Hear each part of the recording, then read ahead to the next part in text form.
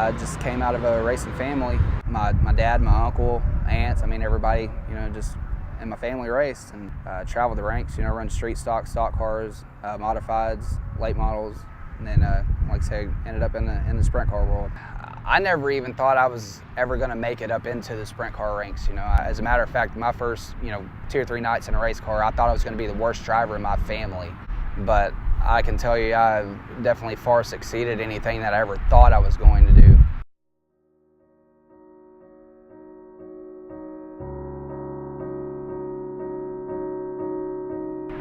We had a decent season going. We're clicking off, top fives, pretty well on a nightly basis for the most part. Things were kind of clicking along there, and felt like things were starting to pick up. And then, the Hockett McMillin rolled around.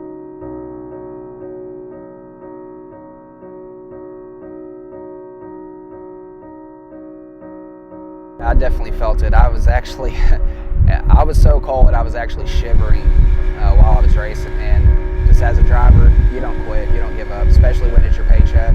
I mean, I knew better, but like I said, we were leading that race, had a fuel leak, caught some lap cars, had to roll out of the throttle, and whenever I did, that was all it took. She lit up. It wasn't until I actually got down, on the ground and was rolling before I actually started feeling the pain of everything.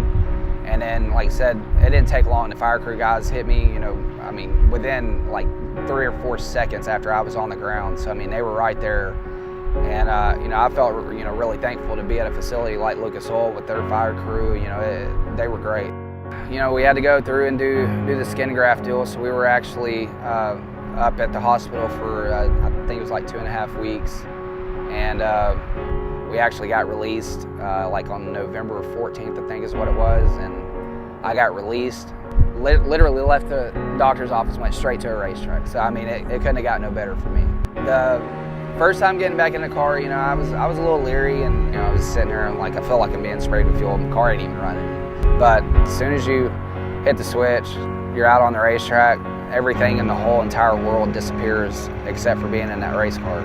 It took me, the whole entire night to kind of get back up and rolling, but we ended up pulling off the win. So to come straight back from being released and winning that weekend was definitely a confidence booster and telling me that, being in a race car is something that I need to do.